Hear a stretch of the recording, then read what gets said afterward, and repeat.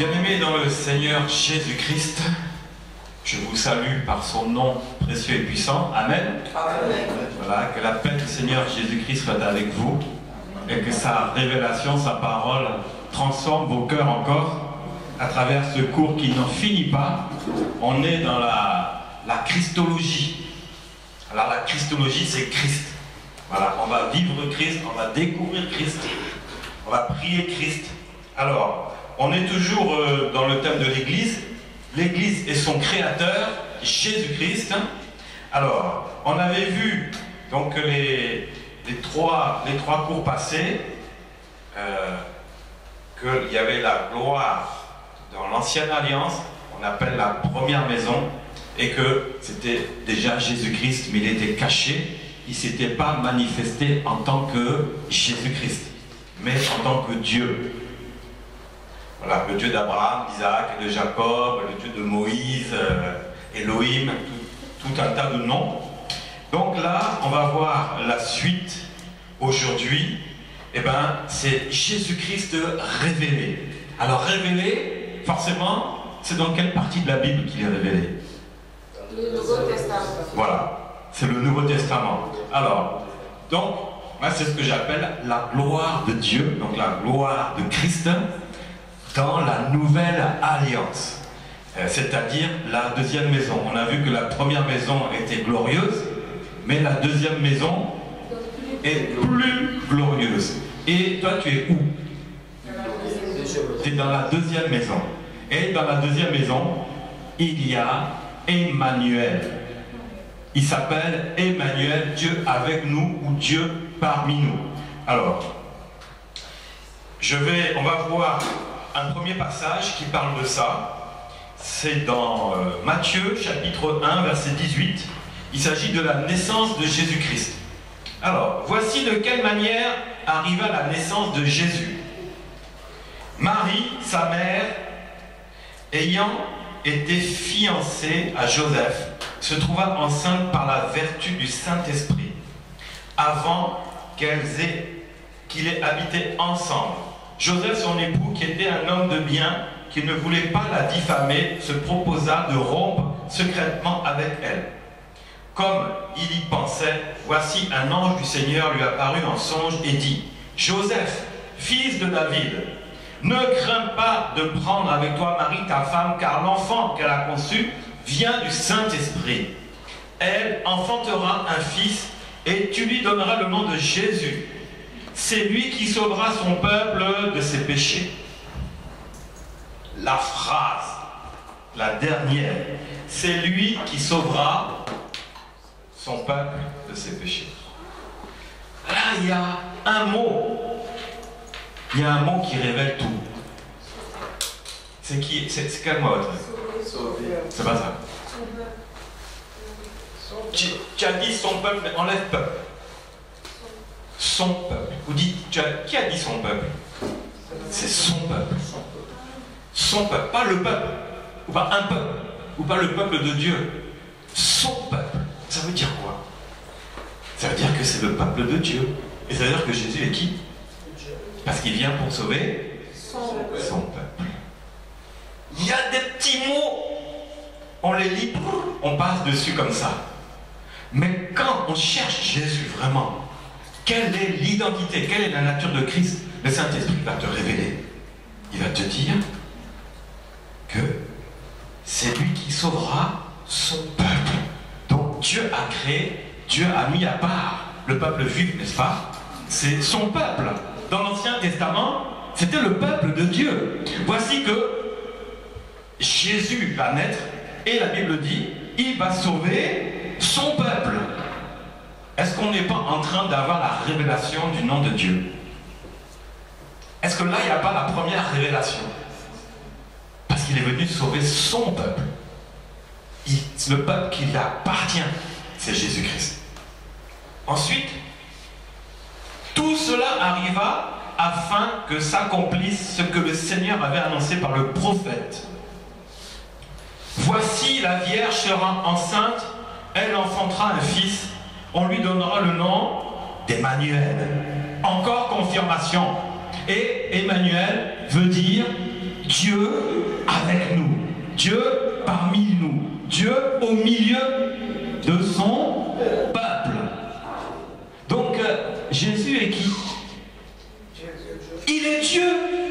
Là nous avons la révélation que dans la nouvelle alliance, dès le premier chapitre, Dieu se révèle en tant que Jésus-Christ.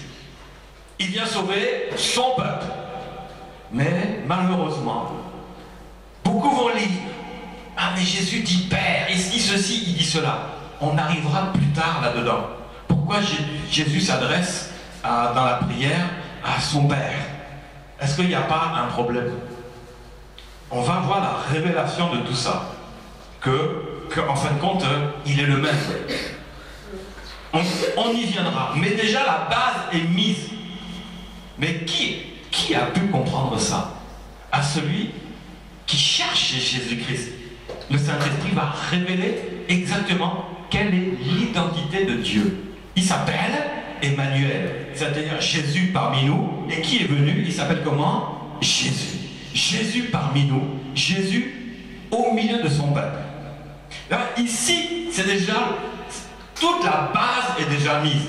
Avant que Jésus soit né, que Dieu soit rentré dans un corps qu'on appelle Jésus, c'était déjà annoncé. C'était annoncé par qui?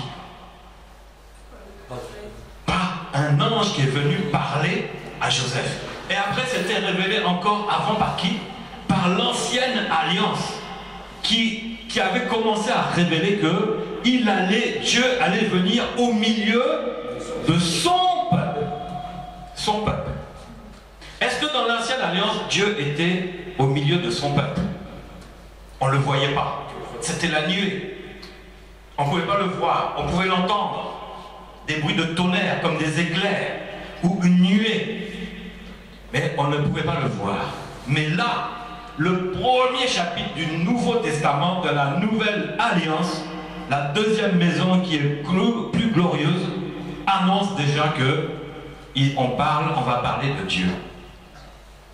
Et maintenant, le nom qu'on va donner, c'est Jésus-Christ. Vous savez qu'on dit Dieu, même les Grecs, Dieu Apollos. Et il y en a plein. Comment il s'appelle? Jupiter, Zeus, celui du soleil. Est-ce qu'on ne les appelle pas aussi des dieux? Voilà. Mais Dieu ne veut rien dire en tant que mot. C'est le nom qui doit être révélé pour savoir, mais à qui on a affaire. Ce Dieu-là, à qui on a affaire. Là, il s'appelle Emmanuel. Il s'appelle Jésus.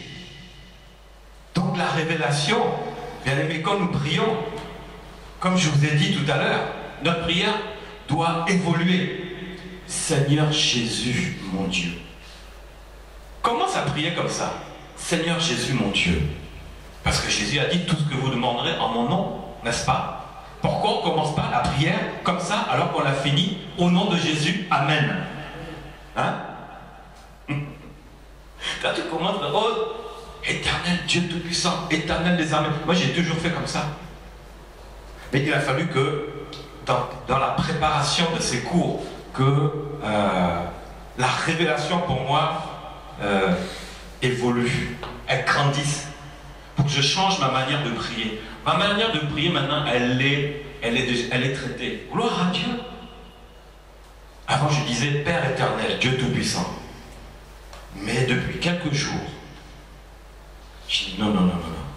Pourquoi? Grâce au cours, on a fait le débat. Vous vous souvenez du débat? À cause de ce débat-là, le Seigneur me dit, mais pourquoi tu pries comme ça si tu parles de Dieu d'Abraham, d'Isaac et de Jacob? Pourquoi tu dis Dieu Tout-Puissant éternel des armées quand tu commences ta prière? Et là, la pensée est venue, mais non. Seigneur Jésus-Christ, notre Dieu, il a un nom, il est connu, il est venu au milieu de nous, parmi nous, pour sauver son peuple des péchés. Qui pouvait sauver quelqu'un d'un péché si c'est le Créateur? Qui peut pardonner si c'est le Créateur? Toi, en tant que père biologique, ton enfant, s'il a commis quelque chose, tu vas pas le pardonner? Tu vas lui pardonner parce que tu es le père et c'est ton enfant. Même s'il ne vient pas te demander pardon, toi-même tu l'as déjà pardonné. Mais tu sais qu'il doit venir te demander pardon. Et là, ici, il est dit qu'il est venu au milieu de son peuple pour effacer les péchés du peuple. C'est-à-dire, c'est toi, c'est moi, c'est tous ceux qui étaient là. Mais pas ceux qui étaient dans la première maison. Non. Là, c'était autre chose. Alors, on va voir encore. Jean 1, au verset 14. Dieu a habité parmi les hommes. Bon, là, on a parlé de son peuple. Maintenant, on va dire parmi les hommes. Pour montrer que c'est vraiment Jésus-Christ qui est venu habiter parmi les hommes. Et la parole a été faite chair. Et elle a habité parmi nous, pleine de grâce et pleine de vérité. Et nous avons contemplé sa gloire, une gloire comme la gloire du Fils unique venu du Père. Alors là, il n'y a pas un problème là. Le Fils unique venu du Père. Ah, si on parle du Père, c'est qu'il y a une mère, vu qu'il y a un Fils. Alors elle est où la mère? Elle est où? Où est la mère? Qui peut me répondre? Elle est où la mère de Dieu? Personne ne peut me répondre. Hein? Parce qu'il n'y en a pas. Il n'y en a pas. Alors ta réponse dit, mais Dieu, il n'a pas de femme. Mais alors pourquoi il aurait eu un fils? Parce que pour avoir un fils, il faut que ce soit deux, un homme et une femme, n'est-ce pas? Alors pourquoi là, il est dit la gloire du Fils unique venu du Père? C'est-à-dire qu'il y a un seul fils. Il a décidé de faire comme les Chinois, un seul enfant par famille, quoi. Non, c'est pas ça. C'est une transformation. Dieu s'est transformé. Voilà, ni plus ni moins. Donc, la parole a été faite chair. On sait que la Bible dit qu'au commencement était la parole. Et la parole était avec Dieu. Et la parole était Dieu. Et la parole s'est faite chair. Mais est-ce qu'on a besoin de compliquer la chose? Lisons simplement, la parole s'est faite chair. Enlève la parole et mets Dieu s'est fait chair. Et en qui? En Jésus. Dieu est venu au milieu de ses enfants. Il s'appelle Emmanuel. Dieu au milieu de son peuple, avec son peuple, parmi son peuple. Donc il s'agit de Jésus. Et elle a habité parmi nous, pleine de grâce et de vérité. Et Jésus, la Bible dit dans le livre d'Ésaïe, qu'il est venu proclamer une année de grâce. Et là on parle encore de Jésus-Christ. Jésus est venu proclamer une année de grâce. Elle a habité parmi nous. Qui a habité parmi nous? On a lu dans Matthieu 1 que le Saint-Esprit est venu sur Marie pour qu'elle soit enceinte. N'est-ce pas? Mais si on veut voir qu'il y a un enfant, il faut un homme et une femme. Il faut les gènes d'un homme et les gènes d'une femme. Mais si on prend un homme et une femme, là ils sont sous le péché. Parce que c'est la lignée d'Adam et d'Ève. Un homme et une femme qui conçoivent un enfant. Forcément l'enfant, même si les parents ne sont plus des pécheurs, ils sont en Christ. Voilà, prenons le cas, un couple qui est en Christ, ils ne sont plus des pécheurs. Mais l'enfant qu'ils vont concevoir, il n'aura pas la nature des parents, mais il sera pécheur. Il sera pécheur. Ça sera un pécheur. Et le fait que Christ n'a pas été conçu par un homme, mais par Dieu, on en a enlevé la moitié de ces gènes-là. C'est pas pareil. Donc c'est-à-dire que le péché n'avait plus de place. Il est né sans péché, parce qu'il n'a pas été conçu d'un homme et d'une femme, mais il a été conçu de Dieu à travers une femme. Pas de péché. Terminé. C'est pour ça qu'il a dit la pleine de grâce. Ça aurait pu être marqué pleine de péché. Non. Si c'était un homme et une femme. Oh là là, pleine de péché. Est-ce que Jésus allait pouvoir traiter en disant il sauvera son peuple de ses péchés? Si lui-même il est pécheur. Mais en Christ il n'y avait point de péché. Oui. Je voulais poser une aussi le verset qui parle de l'année de grâce. Oui. Bon, pourtant, on sait que Jésus, il n'a pas fait qu'un an de ministère. Oui. Pourquoi est-ce qu'on dit l'année de grâce? Parce que le temps de l'homme n'est pas le temps de Dieu. Le temps de Dieu n'est pas le temps de l'homme. Donc quand on parle d'année de grâce, c'est le temps de Dieu. Donc ce n'est pas notre temps. Parce que la grâce, elle continue. Et pourquoi une année? Parce que ce n'est pas notre année, c'est le temps de Dieu. Voilà, c'est uniquement ça. Le temps, Dieu a décidé une année, mais ça ne correspond pas à notre année à nous. On ne sait pas combien de temps ça dure, mais nous sommes toujours sous la grâce. Et ça fait 2014 ans que ça dure. Donc une année, ça dépasse pour Dieu 2000 ans, ça va aller encore au-delà jusqu'à ce que Jésus revienne. Voilà, c'est ça. Il est venu pour publier une année de grâce. Et donc nous avons contemplé sa gloire. Donc ici, c'est bien Jésus qui est venu habiter au milieu de son peuple, qui est venu habiter parmi les hommes. Les uns l'ont reconnu, comme Pierre, les autres ne l'ont pas reconnu. Tu es un prophète, tu es ceci, tu es cela. Mais non. Et on va voir Jésus aussi, il était déjà dans l'ancienne maison, ce qu'on appelle l'ancienne alliance. On va revenir un peu en arrière. C'est Luc 4, 16. Et nous allons voir comment la parole, même dans l'ancienne alliance, s'est accomplie. Alors il s'agissait de Jésus qui s'est rendu à Nazareth, donc c'est Luc 4, 16 à 21, et c'est là où il avait justement ouvert le livre du prophète Ésaïe, parce que dans les synagogues, ils avaient coutume de se réunir, un dimanche ou un vendredi, peu importe, et une personne se levait pour lire la parole. Et là, c'est Jésus qu'on avait nommé. Et il a pris le rouleau, il a déroulé le rouleau. On lui remit le livre du prophète Ésaïe. L'ayant déroulé, il trouva l'endroit où il était écrit: L'Esprit du Seigneur est sur moi, parce qu'il m'a oint pour annoncer une bonne nouvelle aux pauvres. Il m'a envoyé pour guérir ceux qui ont le cœur brisé, pour proclamer aux captifs la délivrance, aux aveugles le recouvrement de la vue, pour renvoyer libres les opprimés et pour publier une année de grâce du Seigneur. Ensuite, il roula le livre, le remit au serviteur et il s'assit.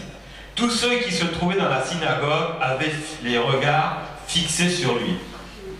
Alors, il commença à leur dire: Aujourd'hui, cette parole de l'Écriture que vous venez d'entendre s'est accomplie. Donc Jésus est parti dans une synagogue. C'était l'ancienne alliance. Mais dès que la parole est sortie, tout s'était frappé d'étonnement.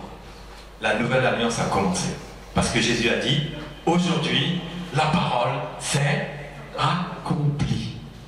Tu peux passer de l'ancienne alliance à la nouvelle alliance, même aujourd'hui. Même maintenant, tu peux faire partir même de l'ancienne alliance. Tant que tu n'as pas Jésus-Christ comme révélation, comme ton Seigneur, ton Sauveur, Emmanuel, en toi, tu seras dans l'ancienne alliance. Et la parole pourra s'accomplir dans ta vie si tu le reconnais. Si tu reconnais cela, si tu crois, si tu acceptes la parole, si tu acceptes Jésus comme Seigneur et comme Sauveur, tu passes tout d'un coup de l'ancienne maison, de la synagogue, à l'église de Jésus-Christ. La synagogue n'était pas l'église de Jésus-Christ. Jésus-Christ est rentré au milieu des religieux, des pharisiens, des sacrificateurs. Il y avait le rabbin qui était là. Mais Jésus a déroulé cela. Jésus a parlé de ce qui le concernait. Et aussitôt, tous furent dans l'étonnement. Mais ils n'avaient pas encore compris. Ils n'avaient pas encore compris. Certains sont restés dans l'ancienne maison, dans l'ancienne alliance. Beaucoup de chrétiens se disent chrétiens, mais ils sont dans l'ancienne alliance. Ils ne sont pas dans la nouvelle alliance. C'est pour ça que vous voyez des chrétiens qui sont sorciers. Un sorcier qui va dire: moi je suis chrétien. Vous croyez à cela? Non. Même cette semaine, j'ai entendu encore parler de ça. Quelqu'un qui fait sa sorcellerie à la maison, tranquille. Tranquille. Ici. Mais quand on lui parle de la parole, il dit, moi, je suis chrétien. Vous voyez? Mais il est où? Il ne peut pas être dans la nouvelle alliance, dans la nouvelle maison. Il est forcément dans l'ancienne alliance. Parce qu'il se dit chrétien, mais il n'est pas chrétien. Est-ce qu'il est vraiment même dans l'ancienne alliance? Il dit qu'il croit en Dieu, c'est un chrétien, ok. Mais tant qu'il n'a pas eu la révélation de Christ, c'est-à-dire je suis chrétien, mais je ne suis pas dans la dernière maison. Je suis resté dans la première maison, c'est-à-dire sous la loi, sous les commandements, sous le péché. Et lui, il va refuser cela. Donc, il va vivre sous le péché. Nous-mêmes, on se dit chrétien, mais tant qu'on n'a pas expérimenté ça dans notre vie, oui, la parole s'est accomplie dans ma vie change. Il y a eu un accomplissement de la parole de Dieu. Est-ce que tu as eu un accomplissement un jour dans ta vie pour que ta vie passe de l'ancienne alliance à la nouvelle alliance? Est-ce que tu as reconnu cette parole-là qui dit, mais aujourd'hui, c'est une révélation pour moi. Je reconnais que cette parole est vivante, que c'est Jésus-Christ, mon Seigneur et mon Sauveur. Vous voyez? Il y a trop de chrétiens qui disent qu'ils se disent chrétiens, mais ils n'ont pas Christ. Mais alors que chrétien veut dire que tu es un petit Christ. Si tu es un petit Christ, tu es dans quelle maison? Dans l'ancienne maison ou dans la nouvelle maison? Voilà, donc ça veut dire que la parole s'est accomplie. Comme là, il était venu dans l'ancienne maison accomplir la parole, toujours dans l'étonnement. C'est ça que nous devons vivre. On doit être toujours étonné. Quand tu entends la parole, tu es toujours étonné et tu peux dire, aujourd'hui la parole s'est accomplie. Parce que la parole ne finit jamais de s'accomplir dans ta vie. Si là, la parole s'est accomplie, c'est le commencement de tout un tas de paroles qui vont s'accomplir encore dans ta vie. Et c'est ça qui va te donner la capacité de vivre une nouvelle vie. C'est la nouvelle naissance. Et ça va amener la manifestation de la sainteté de Dieu. C'est Hébreux 4, 15. Car nous n'avons pas un souverain sacrificateur qui ne puisse compatir à nos faiblesses. Au contraire, il a été tenté comme nous en toutes choses, sans commettre de péché. Approchons-nous donc avec assurance du trône de la grâce afin d'obtenir miséricorde et de trouver grâce pour être secourus dans nos besoins. Donc là, on parle de qui? On parle de celui qui était dans le ventre de Marie, qui est né, qui a grandi, et la Bible dit, il a compati à nos faiblesses. Il est venu au milieu de nous, vivre dans le corps d'un homme comme nous. Il a été tenté comme nous. Mais il n'a pas connu le péché. Mais de qui on parle là encore? Mais son nom c'est Jésus. Son nom c'est Jésus. Il est venu au milieu de son peuple. Jésus. C'est-à-dire qu'il a laissé sa gloire pour venir au milieu de nous avec une partie de la gloire. Mais est-ce que toute la gloire peut être contenue dans le corps d'un homme? Oui ou non? Toute la gloire peut être contenue dans le corps d'un homme, tu vas exploser. Tu ne peux pas. Parce que Dieu est tout puissant. Il est omniprésent. Il est omniscient. Il est omnipotent. Et tu crois que tout Dieu va rentrer dans la vie d'un homme? C'est impossible. C'est pour ça que Jésus a dit, je vous enverrai le consolateur. Je vous donne ma paix, je vous laisse la paix. Il nous donne la paix. C'est-à-dire qu'il ne peut pas nous donner toute la puissance. On ne peut pas tenir. Tu as vu toute la création de Dieu tenir dans la vie? C'est pour ça que tout ce qu'a vécu Jésus dans la relation de prière, c'était ça. C'est-à-dire qu'il y avait une partie de Dieu qui était rentrée. Voilà, je vais vous le dire maintenant. Il y a une partie de Dieu qui est rentrée dans Christ homme. Une partie de Dieu qui est restée dans Dieu tout-puissant. Vous voyez? Voilà. C'est pour ça qu'il y avait cette relation, la totalité de Dieu. Donc il y avait Dieu qui est Dieu, et il y avait Christ, Dieu homme. Donc Dieu et Dieu homme. Donc ça ne pouvait pas. C'est pour ça que tout tout le Nouveau Testament est un sujet de grosses bagailles et même de division, de querelles entre chrétiens, et certains en font même des sectes. Si je prends les témoins de Jéhovah par exemple, quand ils disent nous sommes des chrétiens, faux, archi faux. J'ai communiqué pendant des mois et des mois avec un témoin de Jéhovah pour essayer de le convertir, mais lui il dit non. Jésus est un fils de Dieu au même titre que toi, tu as Jésus-Christ, tu es un fils de Dieu. Vous voyez? Et quand il viendra, c'est pas Jésus qui viendra, c'est un ange qui viendra. Jésus ne viendra pas.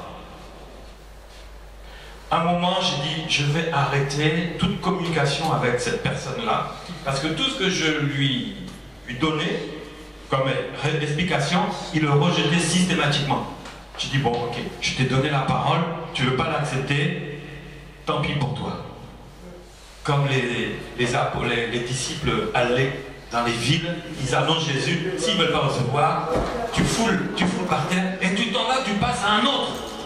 Ne te fatigue pas. Jésus leur disait, la parole viendra au milieu, mais tous ne recevront pas la parole parce qu'ils sont dans les ténèbres, ils ne veulent pas recevoir la lumière. Ils sont trop bien dans le ténèbres parce que leurs péchés sont révélés, ils ne veulent pas quitter leurs péchés. Pourquoi? Parce que c'est des démons qui sont derrière. Les démons, on se sent bien assis et ils refusent. Et dans ces derniers temps, on voit beaucoup d'églises. Ce sont des synagogues de Satan, parce que les synagogues, c'est l'ancienne alliance. Ils vont dire, Christ par-ci, Christ par-là, nous sommes des chrétiens. Témoins de Jéhovah, des chrétiens. Zéro. Quand je lui ai dit, je suis allé voir sur son site, il met chrétien, j'ai dit, enlève le mot chrétien. Chrétien, ça veut dire que tu es un petit Christ, tu es en Christ. Est-ce que tu es en Christ? Non. Enlève le mot chrétien de ton site. Parce que là, tu voles l'identité de Christ et tu n'es pas de lui. Tu es un escroc qui attire les chrétiens qui sont perdus pour les amener encore plus dans la confusion, plus dans l'erreur, les écarter du vrai Christ. Et il s'attaque à qui? D'abord aux catholiques qui n'ont pas vraiment la connaissance de la parole. Tout le monde n'a pas de Bible. Moi j'étais catho, j'avais pas de Bible. Mon père était catho, il n'avait pas de Bible. On n'avait pas de Bible. S'il y avait une Bible, on ne sait pas où on l'avait mis dans la maison. On ne sait pas où elle était. Et les Bibles, on dit, je ne vous dis pas. Où il y avait plein de textes apocryphes, etc. Où il y avait le culte des Maccabées, les Maccabéens. C'est le livre des morts. Comment les livres des morts on peut trouver dans le livre de la vie? Bref, c'est des Bibles vraiment trafiquées. Et nous on était dedans. Mais eux, ils vont les chercher cela parce qu'ils n'ont pas la révélation, ils n'ont pas la connaissance. Donc ils vont dire, oh Jésus le Fils de Dieu, c'est ça. Et on en embarque. Et même chez les chrétiens, soi-disant évangélistes, évangéliques, etc. Les protestants, ben tiens, ils n'ont pas mieux que les cathos, s'ils n'ont pas la révélation, il va les attaquer partout. Christianisme céleste. Ben, j'étais rentré dans une église... Jésus-Christ des... Oh là là, Jésus-Christ des saints des derniers jours. Oh, je vois ça, je rentre avec ma femme. On était nouveaux convertis, on ne connaissait pas la parole, on avait reçu Jésus, mais il fallait qu'on nous enseigne. Parce que la Bible dit que lorsque ils crurent à la parole, ils furent baptisés, ils ont accepté la parole, et ensuite ils persévéraient dans l'enseignement des apôtres. Mais si on ne persévère pas dans l'enseignement, au tout début, on peut se faire avoir. Parce que tu n'as pas été encore transformé par la parole de Dieu, et donc tu n'es pas affermi, et tu vois, oh, bah, tout ce qui est Christ, c'est Christ. Parce que quand tu reçois le Seigneur, vraiment tu es heureux, tu fais confiance à tout le monde, tu es une nouvelle créature, un peu fragile, qui fait confiance facilement, et tu vois Christ par-ci, par-là, tu n'as même pas encore eu le discernement, le Saint-Esprit, tu ne le connais pas vraiment encore, tu es nouveau, c'est l'enseignement qui va te faire découvrir le Saint-Esprit, donc tu vas à droite, à gauche. On était rentré dans des endroits là, on nous a donné une Bible. Lorsqu'on rentre de Bretagne avec la Bible, j'appelle mon pasteur et je dis, ah, on nous a donné une Bible, mais c'est quoi cette Bible? Ah ben c'est la Bible de Jésus-Christ, des saints des derniers. Il dit, déchire-moi ça tout de suite, jette-moi ça à la poubelle, tu peux faire... J'ai dit, non, c'est dans la voiture, pas de problème. Non, non, non, jette-moi ça de la voiture, tu peux avoir même un accident avec ça. Ah oui, c'est démoniaque, et pourtant, c'est marqué Jésus-Christ. Non mais c'est grave. C'est grave. Dans quelle maison ils sont? Synagogue. Mais pas de Christ, parce que synagogue ne marche pas avec Jésus-Christ. ces synagogues de Satan, ni plus ni moins. Dans Apocalypse 3, ça nous est révélé. Voici, je vous livrerai quelques-uns de ceux de la synagogue de Satan qui viendront se prosterner à vos pieds parce que vous avez gardé la parole de Christ. Ils confesseront devant vous. Bien-aimés, la parole s'est accomplie même ici. Ici, ça s'est accompli aussi.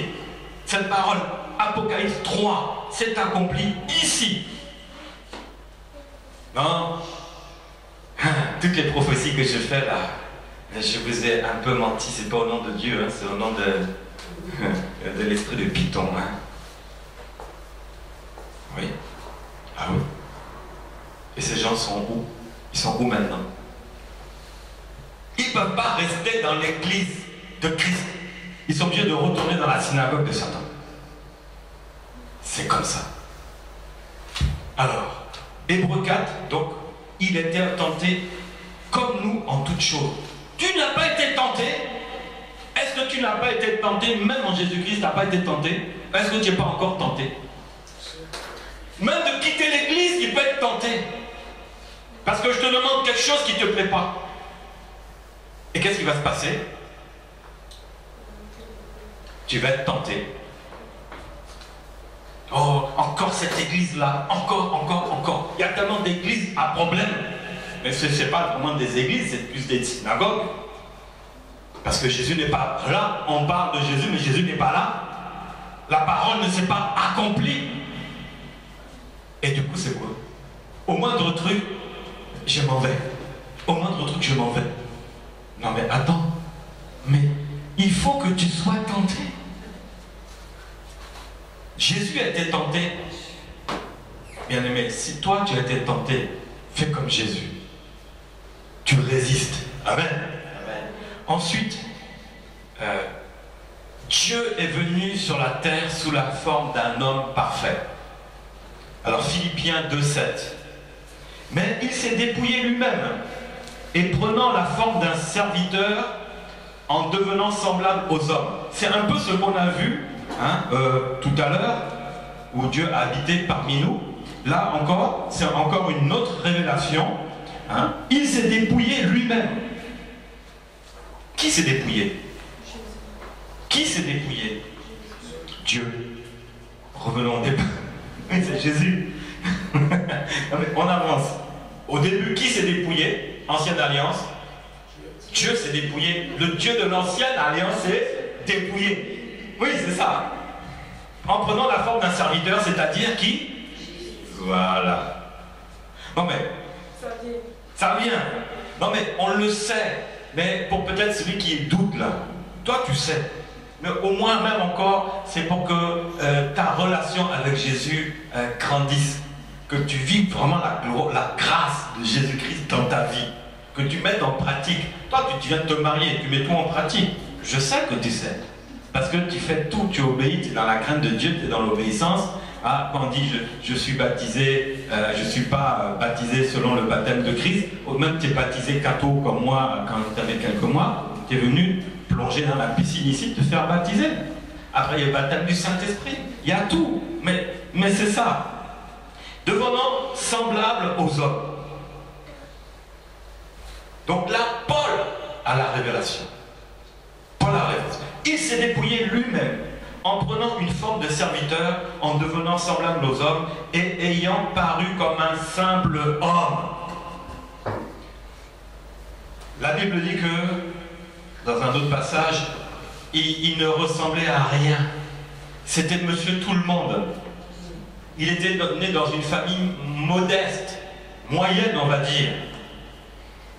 Parce que parents, ils étaient quoi? Charpentier. Charpentier. Est-ce qu'il était médecin avocat? Est-ce qu'il était fils d'un sacrificateur? Non. Charpentier. Donc c'est-à-dire quelqu'un de manuel. Mais il n'était pas bête. Mais il était manuel. Donc il a pris une forme comme un simple homme. Il s'est humilié lui-même, se rendant obéissant jusqu'à la mort, et même jusqu'à la mort de la croix. C'est pour ça Dieu l'a souverainement élevé en lui donnant le nom qui est au-dessus de tout nom. C'est ça qu'on a vu la dernière fois, le nom qui est au-dessus de tout nom. C'est Abraham, Isaac, Jacob? Non, c'est Jésus-Christ. Et afin que, au nom de Jésus, tout genou fléchisse dans les cieux. Mais c'est quel cieux? Vous savez qu'il y a 3 cieux. 3 cieux. Le premier, c'est le nôtre. Dans les cieux, il y a des démons. Ils doivent fléchir genou. Donc, deuxième ciel, ça, c'est le monde de Satan. Les démons. Eux, ils sont dans les cieux, ils fléchissent genou. Troisième ciel, voilà, c'est le royaume des cieux. Et il y a les anges. Les anges fléchissent genou. Tout. Comment devant une seule personne, toute la création physique, visible et invisible peut fléchir genou, si ce n'est pas Dieu? Et là, on parle de Jésus. En son nom, tout genou fléchira. C'est-à-dire, dans ta vie, si tu utilises vraiment le nom de Jésus-Christ, en sachant que c'est ton Dieu, c'est le Dieu unique, véritable, tu vas voir que ta situation va fléchir genou.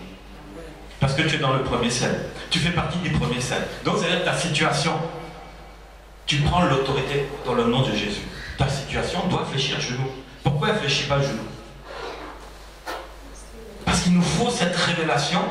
Et plus, au-delà d'une révélation, c'est une relation. Au-delà d'une relation, c'est l'intimité avec Jésus-Christ. Quand tu rentres dans l'intimité avec Jésus, qu'est-ce qui peut tenir? Là, tu es en connexion, tu es connecté, tu es dans un face-à-face avec Jésus. Qu'est-ce qui peut tenir? Rien. Est-ce qu'une maladie peut tenir? Est-ce qu'une maladie peut tenir? Est-ce qu'un besoin peut tenir? Est-ce qu'un problème peut tenir? Et pourquoi il reste? C'est parce que c'est notre relation qu'il faut améliorer. Et là, nous sommes tentés dedans.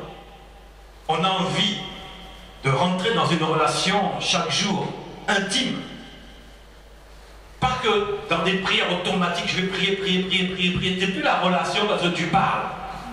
Si par exemple, frère Julien, depuis là je te parle, est-ce que je crée une relation avec toi?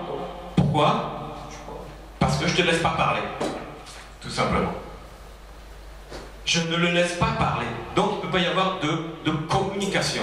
Il peut y avoir de connexion. Il n'y a pas d'échange. Notre problème, c'est le manque d'échange.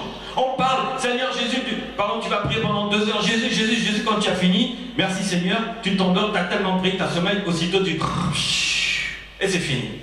Il faut que Jésus vienne par les songes pour te parler. Parce que tu ne lui as pas laissé le temps. Tu n'as pas... Et c'est pas ça l'intimité. C'est pas ça. Il faut des temps de méditation. Il faut des temps de silence. Parce que l'Esprit Saint parle avec des soupirs. Il murmure. Et si toi tu en dis, oh Jésus, oh Seigneur, tu es merveilleux, oui, agis ceci. Est-ce que tu vas entendre le soupir là? Tu vas entendre un petit bruit de vent, tu vas l'entendre. Tu es tellement en train de crier dans tes problèmes que tu n'es même plus, tu n'es plus dans la relation, tu es dans la prière de supplication. Mais tu n'es pas dans la relation. Tu es dans le début de la relation. Mais tu n'es pas vraiment dans l'intimité avec le Seigneur. À un moment, le Seigneur voudrait bien te faire entendre dire, mais tais-toi un peu. Tu m'as parlé, j'ai compris, mais moi aussi je voudrais te parler. S'il n'y a pas d'échange, ça devient un monologue. Les chrétiens, c'est des monologueurs. Le mot n'existe pas, je viens de l'inventer. Comme les blogueurs, des monologueurs. Ils sont spécialistes du monologue. Ils veulent tellement plaire au Seigneur qu'ils vont parler jusqu'à... Voilà, ça va dans le même sens. Bien aimé, ça ne marche pas comme ça. Il y a un temps pour prier comme ça. Mais il y a un temps aussi pour dire, Seigneur, je suis à ton écoute. Je suis à ton écoute. Donc, il a donné le nom qui est au-dessus de tout nom, afin que tout genou fléchisse dans les cieux, sur la terre et sous la terre, et que toute langue confesse que Jésus-Christ est Seigneur, à la gloire de Dieu le Père. Donc ici, dans ce passage, nous avons vraiment la révélation, encore l'explication, que Dieu est venu, il s'est dépouillé lui-même, il a pris la forme d'un homme parfait. Parfait, pas dans le sens il a trouvé un bon job. Non, non. Parfait, c'est-à-dire qu'il n'a pas de péché. Hein? Il n'a pas le job parfait. Non, c'est pas ça. Jésus, Apocalypse 3:20, Jésus n'abandonne pas son Église, mais certains hommes le font. Voici, je me tiens à la porte et je frappe. Si quelqu'un entend ma voix et ouvre la porte, j'entrerai chez lui, je souperai avec lui et lui avec moi. Si quelqu'un entend ma voix, c'est pas ce que je viens de dire. Comment on est en train de prier jusqu'à fatiguer et tu peux entendre la voix du Seigneur alors qu'il est en train de frapper à la porte? Ça peut représenter l'Église en tant qu'Église universelle, c'est-à-dire toi, moi et tous ceux qui sont vraiment en Christ, n'est-ce pas? Mais Jésus dit, voici, maintenant, je me tiens à la porte. Pourquoi? Pourquoi il se tient à la porte? Parce que dans tes prières, tu l'as appelé. Tu l'as beaucoup appelé. Il se tient à la porte. Et il dit, si quelqu'un entend ma voix. Est-ce que nous entendons la voix de Jésus tous les jours? Frère Julien, qu'est-ce que t'a dit Dieu aujourd'hui? Ne me réponds pas. Frère Joseph, qu'est-ce que Dieu t'a dit aujourd'hui? Ne me réponds pas. Je peux poser la question à tout le monde. Ah mais c'est vrai, tu ne m'as rien dit aujourd'hui. J'ai parlé jusqu'à fatigué, mais lui il m'a rien dit. Mais oui, mais c'est ça. Tu as frappé. C'est toi qui as invoqué le nom qui est au-dessus de tout nom. Seigneur, viens dans mon... Viens. Je suis sur la terre. Tu as dit que toute situation va fléchir genou. Donc tu es en train d'intercéder. Ouais, 3 situations, fléchis genou. Chômage, fléchis genou. Célibat, fléchis genou. Onction de mariage, viens.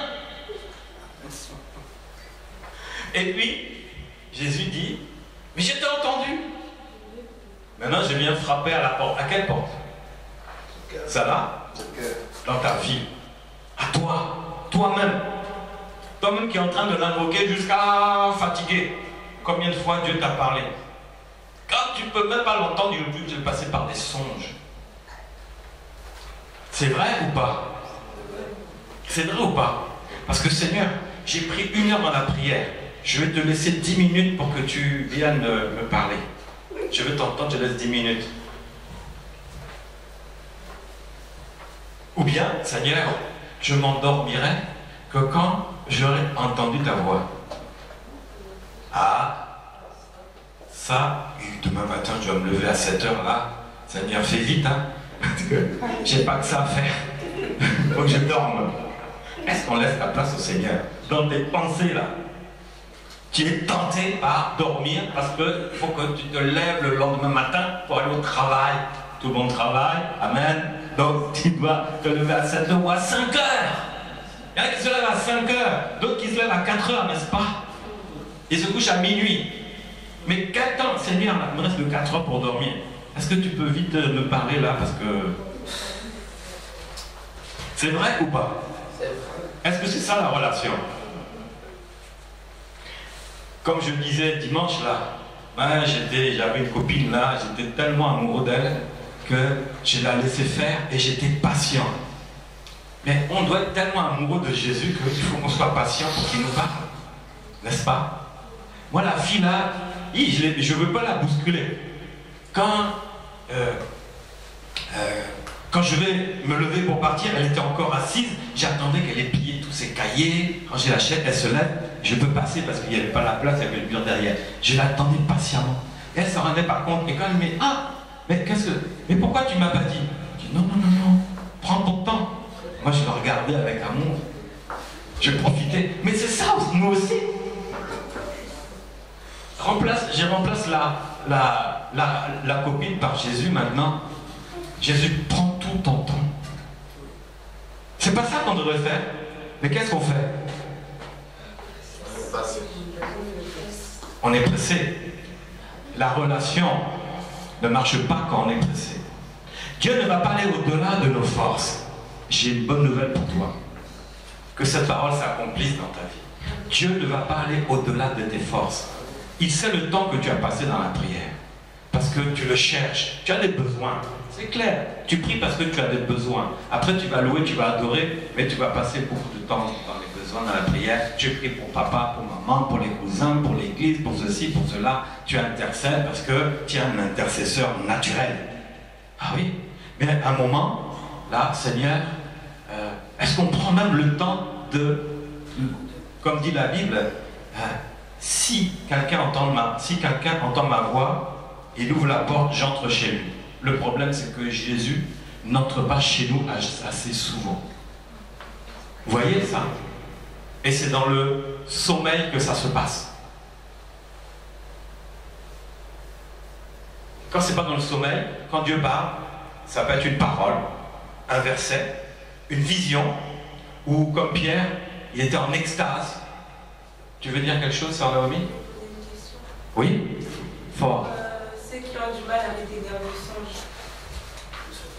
Qui ont du mal à retenir le songe. Alors, il y a songe et rêve. Un songe, on n'a pas de mal à le retenir. Parce que Dieu a parlé, et c'est vraiment là. Mais si on ne retient pas vraiment, ça peut venir des rêves, de nos propres rêves, que notre cerveau fait. Tu vois?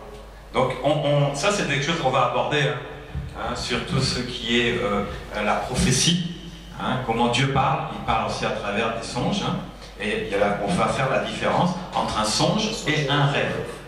Le songe est très précis et on s'en souvient clairement. Même si on ne s'en souvient pas vraiment, mais quand tu te réveilles, tu fais une prière, Seigneur, je crois que tu m'as parlé, mais je n'ai pas tout capté là.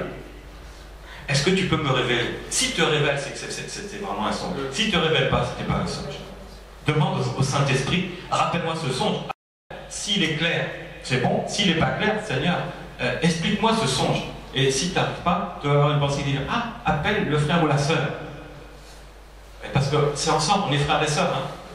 Donc toi, tu peux avoir le songe et la sœur peut avoir la révélation, l'interprétation du songe. Dieu veut montrer que nous sommes une famille et qu'il faut appeler le frère, la sœur, et c'est ainsi qu'on noue les liens dans le Seigneur. Donc si quelqu'un entend ma voix, il ouvre la porte, j'entrerai chez lui, je souperai avec lui et lui avec moi. Là, on parle de qui? De Jésus qui ne t'abandonne pas. C'est Jésus lui-même. Il ne t'abandonne pas et il attend. Il attend que tu viennes frapper, ouvrir la porte. Alors, Jésus aussi, c'est Jésus qui donne la vie. Alors, Jean 3, on le connaît. Jean 3,7, récitons ça par cœur. Ah ouais, ça c'est comme le Notre Père. C'est le verset qu'on connaît par cœur. Car Dieu a tant aimé le monde qu'il a donné son Fils unique, afin que quiconque croit en lui ne périsse point, mais qu'il ait la vie éternelle. Dieu en effet n'a pas envoyé son Fils dans le monde pour qu'il le juge, mais pour que le monde soit sauvé par lui. Donc ici, qui donne la vie éternelle? Jésus. Et qui a créé la vie? Qui a créé la vie? Ancien Testament? Dieu. Je vous ramène encore. Donc Jésus est Dieu. Ni plus ni moins. Ni plus ni moins. Jésus est Dieu. J'ai pas été enseigné comme ça. Moi j'ai été enseigné Père, Fils, Saint-Esprit. Quand j'ai prié pour mon père, il était sauvé, né de nouveau. Et il me dit, mais c'est quoi Père, Fils, Saint-Esprit? Et moi je lui ai dit, ah non, il y a un Père, il y a un Fils et un Saint-Esprit, la Trinité. J'étais enseigné de manière un peu trinitaire.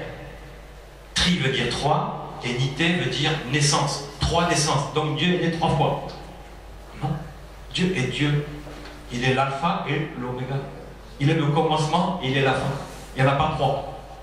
Moi j'étais enseigné comme ça. Mais oui, tu dois prier Dieu au nom de Jésus par le Saint-Esprit. Non, non. Là, moi je suis en train de remettre même ma vie. Bon, ça fait un moment déjà. Mais j'enlève j'enlève cet enseignement trinitaire. Hein, ça vient des trucs du moyen hindou et compagnie. Ça vient de là-bas. On a mélangé, etc. Mais ce n'est pas le cas. Jésus-Christ, c'est lui qui donne la vie éternelle parce qu'il est le créateur de la vie. Il est le seul Dieu unique qui se manifeste de 3 fonctions. Bien dit, ça c'est encore faux. Il est Dieu unique qui a agi parce qu'il est tellement immense qu'il ne peut pas tout rentrer en toi. Donc il y a une partie en toi et une partie en dehors de toi. N'est-ce pas? Parce que si tout était en toi et les autres, alors pose-moi la question. Si Dieu Tout-Puissant est rentré totalement en toi, et qu'est-ce qu'il va faire des autres? Dis-moi. Dieu est en moi, Tout-Puissant est en moi. Le problème, c'est que, frère Cédric, il est en toi. Donc là, il n'y a pas un problème. Donc il n'est pas totalement en moi, vu qu'il est en toi, vu qu'il est en toi, en chacun de vous. Il n'y a pas de problème là. Ça remet tout en cause. Le raisonnement Père, Fils, Saint-Esprit ne tient pas. Ça ne tient pas. On l'a appelé comme ça. C'était simplement une affaire de relation. Mais si toi, tu sais que le Saint-Esprit est en toi et qu'il est en moi, en lui, en lui, en lui, en lui, ça veut dire quoi? C'est qu'il peut pas, un homme ne peut pas le contenir totalement. Et Jésus, homme, Dieu qui s'est fait homme, ne pouvait pas contenir Dieu Tout-Puissant totalement dans Jésus-Christ homme. Vous voyez ça? C'est pour ça que vous allez vite comprendre que le Père, c'est une partie de Dieu. Toi, tu es une partie de Dieu. Et il y a des millions de chrétiens. Et le Saint-Esprit est dans chacun d'eux. S'ils ont reçu Jésus comme Seigneur et Sauveur dans leur vie. N'est-ce pas? Alors c'est comment? Il faut qu'on évolue dans la relation pour savoir comment prier. Parce que moi j'ai dit, oh Père éternel, je te prie au nom de Jésus par la puissance du Saint-Esprit. Ben non. Mais tu vas me dire, oui mais Jésus a dit aux disciples, ah Seigneur, les disciples ont demandé à Jésus, enseigne-nous à prier parce que toi tu pries là, wow, tu es comme ça. La nuit tu pries, mais nous là, 2 minutes, on ne tient pas. Alors enseigne-nous à prier. Et Jésus a dit quoi? Ça va commencer par notre Père qui est aux cieux. Jésus ne s'était pas révélé encore. Il ne s'était pas révélé. Voici comment déjà vous priez, vous évoluez. Vous dites plus Dieu d'Abraham, d'Isaac et de Jacob, dites notre Père. Vous voyez déjà l'évolution. Mais nous sommes où là? On est où? On a évolué dans la parole, dans la révélation, parce que Jésus revient bientôt. Il veut que nous ayons la révélation comme il a donné dans Jean 14 aux 12, enfin aux 11, parce qu'il y en a un qui s'était pendu. Il a révélé aux 11. Il y a si longtemps que je suis avec toi et tu ne m'as pas connu. Montre-nous le Père et cela nous suffit. Et Jésus dit, mais il y a si longtemps que je suis avec toi et tu ne m'as pas connu. Vous voyez, Jésus dit ça au moment où l'heure du sacrifice vient. Il révèle, mais c'était encore obscurci. Tant que Jésus était sur cette terre, la divinité de Jésus-Christ était obscurcie. Ils étaient rendus aveugles. La parole, ça n'était pas une révélation pour eux. Mais nous ne sommes plus de ce temps-là. Jésus est mort, il est ressuscité, il vit éternellement parce qu'il est le Dieu vivant. Et donc là, il peut nous révéler maintenant parce que Jésus revient bientôt. Je vais te dire très bientôt, parce que nous sommes à la 11e ère. Donc, il va nous révéler pour que nous soyons sauvés. Et plus que tout, Jésus a dit quand je viendrai, est-ce que je vais trouver la foi sur la terre? C'est ça le problème. Si tu mets ta foi en Christ, en Dieu, qui s'appelle Jésus-Christ, ta foi, elle sera solide. Parce que c'est ça qui va te maintenir. C'est ça. Et donc, le Seigneur parle. Il révèle encore. Et beaucoup s'opposent. Beaucoup s'opposent à cela. Le verset clé, c'est Romains 19. Si tu confesses de ta bouche le Seigneur Jésus-Christ Et si tu crois dans ton cœur que Dieu l'a ressuscité des morts, tu seras sauvé. Car c'est en croyant du cœur qu'on parvient à la justice, c'est en confessant de la bouche qu'on parvient au salut, selon ce que dit l'Écriture, quiconque croit en lui ne sera point confus. Croire seulement que Jésus-Christ est Seigneur, tu es sauvé. Qu'il est ressuscité, tu es sauvé. Dieu ne fait pas compliqué. Dieu ne fait pas compliqué. Ta relation avec le Seigneur n'est pas compliquée. Parce qu'il est venu comme un homme simple. La Bible dit, il a paru comme un homme simple. Et nous faisons des prières compliquées. Ô Père éternel, je te prie au nom de Jésus, par la puissance du Saint-Esprit. Non mais là, on est rentré dans des choses là compliquées. Seigneur Jésus-Christ, mon Dieu, mon roi, mon Seigneur, mon Sauveur. Et c'est parti. Et est-ce qu'à la fin tu pries en disant au nom de Jésus-Christ dans ta prière? Ben non, vu que tu as dit Jésus au début. Merci Seigneur, Amen. C'est dans l'autorité que tu dis au nom de Jésus. Que tu parles à d'autres au nom de Jésus. Toi, esprit mauvais, je te chasse. Au nom de Jésus-Christ, maladie, tu disparais. Vous voyez? Et dans nos prières là, mais en fait, c'est des prières un peu vraiment stranger, hein? Vous voyez pas, non? Je fais une prière. Seigneur, nouvelle, Seigneur Jésus-Christ, mon Dieu, mon Sauveur, mon Roi, je bénis ton nom, je bénis ta présence par ton Esprit Saint. Je sais que tu vis en moi, et tu rappelles la parole. Et puis à la fin, dis, merci Seigneur Jésus, je t'aime, Amen. Ou bien je vais finir ma prière par au nom de Jésus, Amen. Maintenant tu as déjà dit le nom de Jésus au début. Pourquoi tu dis au nom de Jésus? Le nom de Jésus, c'est une autorité parce que la Bible dit que tout genou fléchira dans les cieux, sur la terre, sous la terre, par le nom de Jésus. Vous voyez? Le nom de Jésus, c'est pour faire fléchir le genou. Et nous, on le met dans nos prières.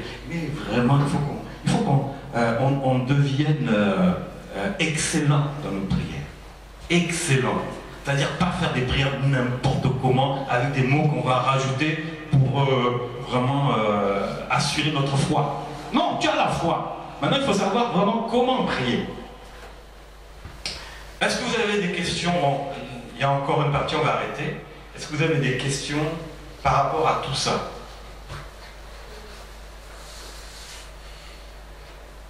Vous savez comment prier maintenant? Là, on a évolué encore, hein? Je ne vous lâche pas, parce que je veux que vous soyez des personnes qui prient et après qui vous taisez un moment pour écouter. Je t'ai entendu, je viens frapper à ta porte. Est-ce que c'est clair ça maintenant? Est-ce que ta vie de prière qui va t'amener dans une